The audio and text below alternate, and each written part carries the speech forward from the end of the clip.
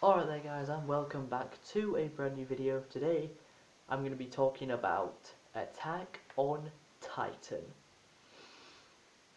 As you guys may or may not know, Attack on Titan is a show I have been very critical of since it came out in 2013. It gained a massive amount of popularity when it first started because it was a very new idea. But I've always been pretty critical of this show, and in this video I'm going to be speaking about, in my opinion, do I think Attack on Titan is really that good? Is it really as good as people say it is? Or are they just completely overhyping it, and is it really just nothing special at all? Well, let's get started on season 1. Season 1, episode 1, it don't pull any punches. It drops you straight in. The Colossal Titan peers over the wall and breaks through it. With Eren and Mikasa running away from it until they see Eren's mom trapped under a house, and then the Titan picks her up and eats her directly in front of them. That traumatized Eren, and that helped him make his decision that his goal in life is to kill every single Titan in the world.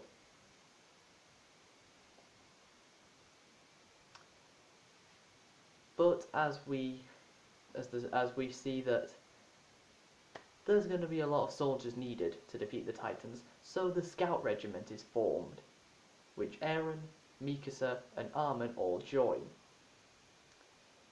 And the battles with the Titans do involve a lot of death.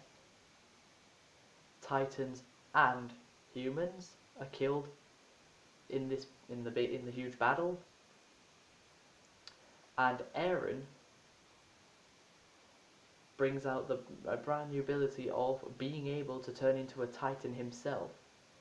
That's a very cool concept, how the thing you're trying to kill is something you can also become to help you in defeating it. But my number one biggest problem with Attack on Titan Season 1 is there's occasions where one of the characters will use their gear to grapple onto a Titan's head or shoulder, and instead of slicing the back of their neck, which would instantly kill them, or slicing off one of its arms, what they do is they talk to it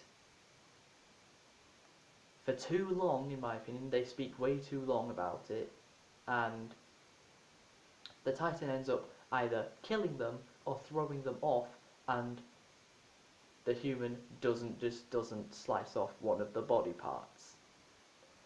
I found that a very annoying thing because it happened constantly. I kind of try to see that as character development.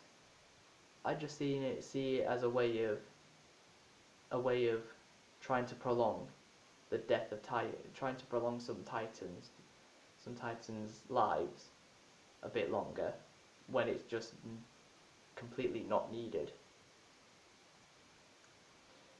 But I will say overall, Attack on Titan Season 1 was good. It was a good season. I wouldn't call it, it wasn't great, but it was good. It definitely was not bad at all. Now we get on to Attack on Titan Season 2, which took 4 years to begin. Yeah, 2013 was when AOT Season 1 came out. AOT Season 2 didn't come out until 2017. So Attack on Titan fans had to wait 4 years for a season that was half of the episodes that the first season was. So it took longer to make for half the content, really. And see, with only 12 episodes, season 2, the only really good thing about season 2 is it reveals that the armoured and colossal titans are actually part of the scout regiment that Eren and everyone else had already met. So really, the reason why humanity almost went extinct is because of humans that became titans and killed so many other humans. In AOT Season 2, we are introduced to more characters like Historia, who becomes a very important part in Season 3, but we'll get onto that later. But with the reveal that the Colossal and Armoured Titans are actually traitors to the Scout Regiment, it brings out more characters who are also Titans, like such as Annie from Season 1. She turned out to be a Titan. At the end of Season 1, Eren and Annie had a big slug fight, or slugfest, I guess you can call it, with Eren taking the win in his Titan form against hers. In Season 2, Annie is nothing happens to her for the whole season. She is completely pointless in the entire season, as she's never ever seen. As she was I guess captured within a ice prison, but no one knows why.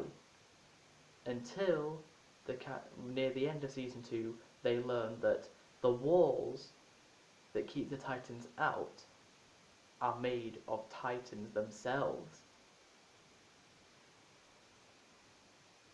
But with more and more characters being able to become Titans, at the time Season 2 seemed like they were just going to give anybody the Titan ability, and it would make Eren's Titan ability nowhere near as special because he wasn't the only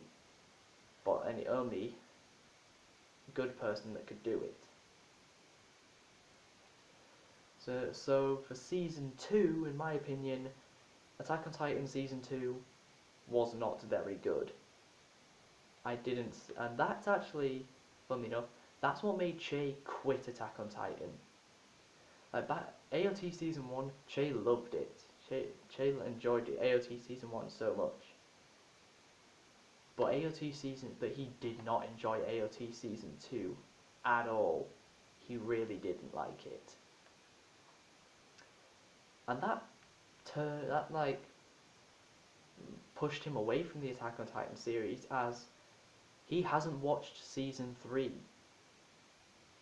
I know there's a second part of Season 3 that's going to come out this year, but for the first part of Season 3 that we already have, he hasn't even bothered watching it, and I don't think he will, because of how much of a letdown Season 2 was. And I feel the same way. Season 2 was a huge letdown.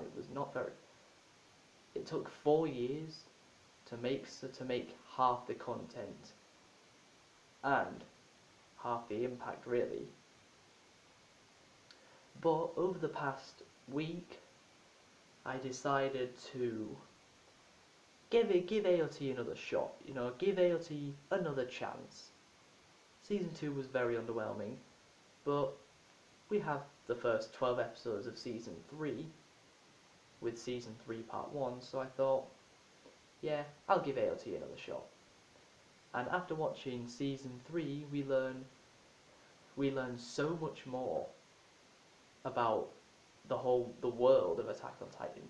We learn that Captain Levi and Mikasa are related. We meet a guy called Kenny the Ripper, who I'm assuming is a reference to Jack the Ripper, who happens to be the uncle of Captain Levi. And guns were introduced into AOT in Season 3.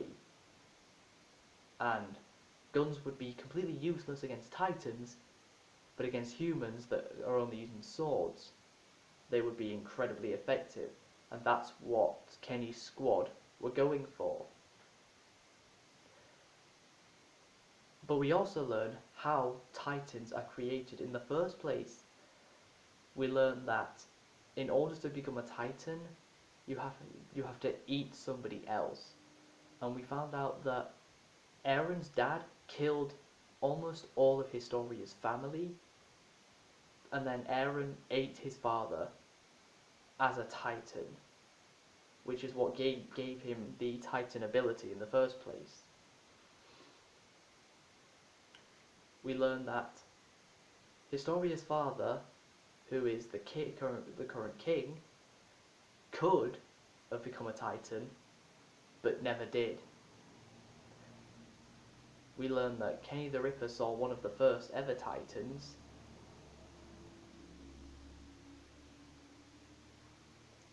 We learn that the cellar in Aaron's basement of his house, well, his cellar, is still an incredibly important part of the story, and ever since Aaron got that key, which he still hasn't been able to use yet, that's still the most integral part of a Attack on Titan, that key in the cellar, because it could explain things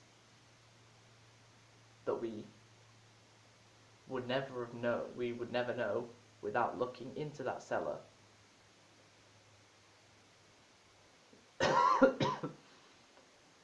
We also see that Captain Levi has to have a bit more emotion, as even though he could, right at the end of season 3, part 1, he could have killed Kenny the Ripper very, very, very easily, but he didn't. And Kenny decided to not bother with trying to kill Levi either, as Kenny is the reason why Levi is such a badass. So throughout season 1 and 2, you were wondering how is Captain Levi such a badass? His uncle Kenny is the reason. Commander Erwin also has to use a very cunning plan to not only avoid himself getting killed, but prove that the royal family are snaky and are not telling everyone the false information that they rightfully deserve to know. So how does Commander Erwin come up with a plan? Easy. He gets one of his scouts to say one of the walls has fallen, even though it hasn't. But that allows Commander Erwin to get a lot more information out of the royal family, because they give out information they would never have given it otherwise, unless one of the walls fell down. And with the very final scene of Attack on Titan Season 3 Part 1 is Eren, Levi, and Mikasa all standing on the roof of a house, with Levi's face full of blood, and him doing this to Eren, completely knocking him off the building. And then Mikasa, in a fit of rage, grabs Levi, pushes him down onto the floor, onto his back on the roof, and puts a sword right next to his neck, almost like she's going to kill him. But that is all we get to see for that. The season ends there and then, which means episode 50 of Attack on Titan, which will be season 3 part 2 episode 1, we will get to see what else is in store. So in my opinion, season 3 was the best. Season 1 was good, season 2 was underwhelming, season 3 was great. I really, really enjoyed season 3. But does that mean Attack on Titan is able to make it into my top 10 anime list? Not quite. But it has gone to the very top of the honourable mentions. As you may remember, in my top 10 anime list, Attack on Titan was one of my honourable mentions. Well, my honourable mentions, it's gone straight to the top of that. And if Season 3 Part 2 is anything, is as good as Part 1, AOT will be heading into the top 10 list. But yeah, do I think Attack on Titan deserves the praise it gets? I'd say yes. It is good enough to deserve that praise. Season 1 I thought maybe, Season 2 not really, Season 3 definitely. So yeah, if you guys have done what Shay did, watched the first 2 seasons of AOT, and found Season 2 incredibly underwhelming and disappointing, I would advise, please, give AOT Season 3 a chance. Give Season 3 a watch. Of all the episodes that Season 3 currently has, give it a watch. As it's so much better than Season 2. I hope you guys enjoyed this video. If you did, please be sure to leave a like, subscribe if you're new to the channel, follow me on all my social medias, and until next time guys, catch you later.